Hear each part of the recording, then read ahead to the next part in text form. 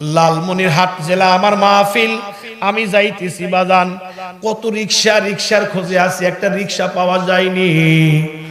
একটা রিক্সাওয়ালা দাঁড়ায় আছে, মাথার মধ্যে একটা সবুজ পাগড়ি, হাতের মধ্যে একটা তসবিহ, চেহারাটা কালো কিন্তু চেহারাটার মধ্যে নূর চমকাইতেছে, আর গায়ের জুব্বাটা তেমন ভালো না, পুরান।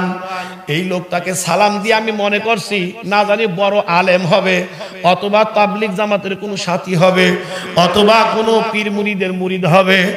ওনাকে সালাম দিয়ে খালি জিজ্ঞাসা করছি, ভাইজান একটা রিক্সা পাওয়া যাবে?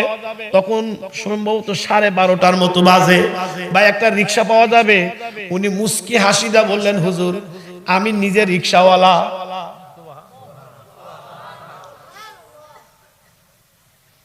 আশ্চর্য, কয় কি রিক্সাওয়ালা এত সুন্দর হইতে পারে?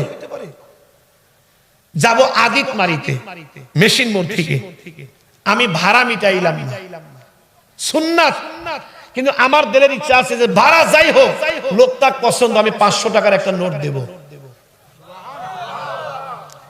এ ভাই অনুরোধ করি, কোন রিক্সাওয়ালাকে ভাড়া নিয়ে গালি দিবেন না। দোয়া শুধু আমার কাছে নাই, দোয়া রিক্সাওয়ালার কাছেও আছে, দোয়া বেয়ানালার কাছেও আছে।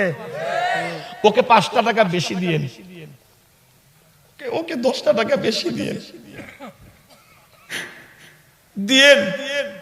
আল্লাহর আরশ কেঁপে উঠবে, দিয়েন।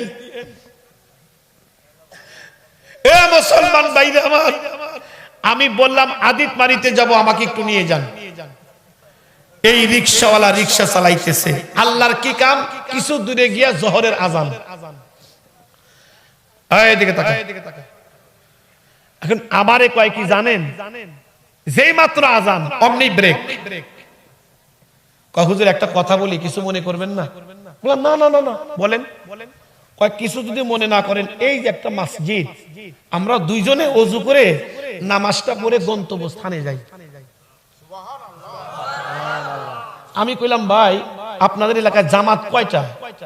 কয় 1:30, একটা 30 মিনিটে। আমি কইলাম সামনে গিয়ে পড়ি, সময় তো এখনো আছে।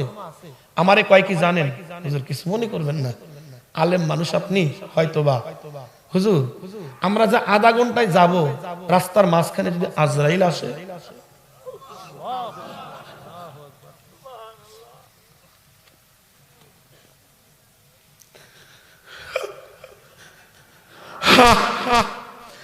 তখন আমার নিজেকে এত লজ্জা মনে হইল, আমি নিজেকে ধিক্কার দিলাম। ও মাওলানা সাইফি, কিসের আলেম তুই? তুই তো একজন রিক্সাওয়ালার কাছে জিরো। রিক্সাওয়ালার নামাজের মহব্বত, আর তুমি আধা ঘন্টা সময় নিতে চাও। আমি কইলাম আসলেই তো ভাই ঠিক, যদি আজরাইল আসে। তো আমি বললাম একটা লোক অপেক্ষা করতেছি, একটু চলো ভাই। তো বাস আমার কথা অনুযায়ী উনি রিক্সা চালালেন। কাঁধে একটা গামছা ছিল, এই গামছাটা এমনি করে নিয়ে মাঝে মধ্যে 2টা চোখ মুছে। আমি বুঝি না, কেরে ঘামলে তো পুরাটা মুখটাই মুছার কথা, উনি 2টা চোখ মুছে। আমি একটু উকি দিয়ে দেখি, কানতে 2টা চোখ লাল বানাইছে। বললাম দাঁড়াও ভাই, কাঁদো কেন? হুজুর গরিব হইতে পারি, আল্লাহর ঘরে আজান হলে দেল আর টেকে না, আল্লাহর ঘরে না যাওয়া পর্যন্ত। চিন্তা করলাম আল্লাহর আশেকরে কষ্ট দিচ্ছি আমি, দেখলাম তাড়াতাড়ি চলো আমরা জামাত করি। ওযু করে জামাতে নামাজ পড়ে আমারে কয় হুজুর কিছু মনে না করলে 1 কাপ চা খাওয়াবো। আমি চিন্তা করলাম একটা জুতার বাড়ি খাইলাম, না জানি আমাকে আবার কোন বাড়ি দিবে, কিন্তু ওর কাছে আমি শিখতেছি বাবা আলেম হইলে যে শেখা শেষ তা না, শেখার অনেক কিছু আছে। তে আমাকে চা খাওয়াইতেছেন, হুজুর একটা কথা জিগাই। চিন্তা করলাম আবার কোন ভুল। জি ভাই বলেন। আপনি কি আল্লাহর নবীকে দেখেছেন? আর একটু জোরে কর। একজন রিকশাওয়ালা, তার কাছে নবীর খবর আছে। কিসের মানুষ হইলাম?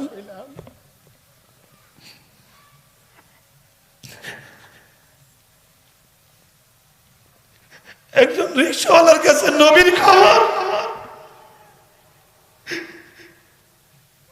আপনি কি নবী দেখছেন?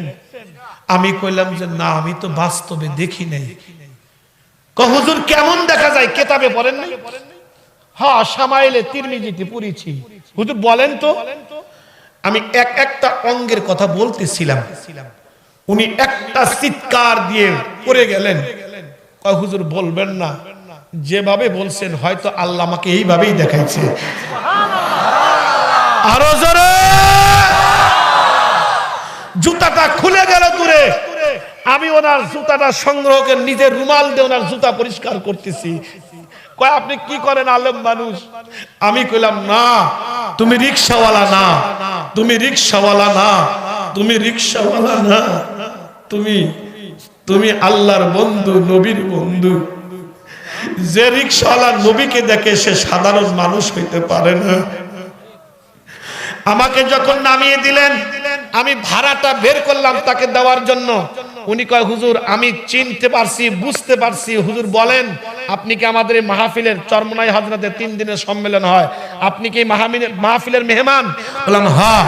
আমারে কয় হুজুর আল্লাহর ওয়াস্তে মাপ চাই, টাকাটা আমি আপনার কাছ থেকে নিতে পারবো না, আমি নেব না, কিন্তু যদি দিতে হয় একটা জিনিস আমাকে দেন। বললাম কি? ও কয় হুজুর কয়েকদিন আগে আমার মা দুনিয়া থেকে চলে গেছে, আমার মার জন্য একটু দোয়া করবেন, আল্লাহ যেন আমার মাকে মাফ করে দেয়। ভাইরা আমার, দরদের ভাই, রিকশাওয়ালা আল্লাহ দেখে না, ভ্যানওয়ালা আল্লাহ দেখে না, চাকর আল্লাহ দেখে না, গোলাম আল্লাহ দেখে না, আল্লাহ দেখে কার দিলটা কত সুন্দর, অন্তরটা কার সুন্দর। এজন্য আল্লাহকে যদি পাইতে চাও, নবীর সুন্নাতকে মানো, নবীর সুন্নাতকে মানো, নবীকে মহব্বত করো, নবীর তরিকা অনুযায়ী চলো।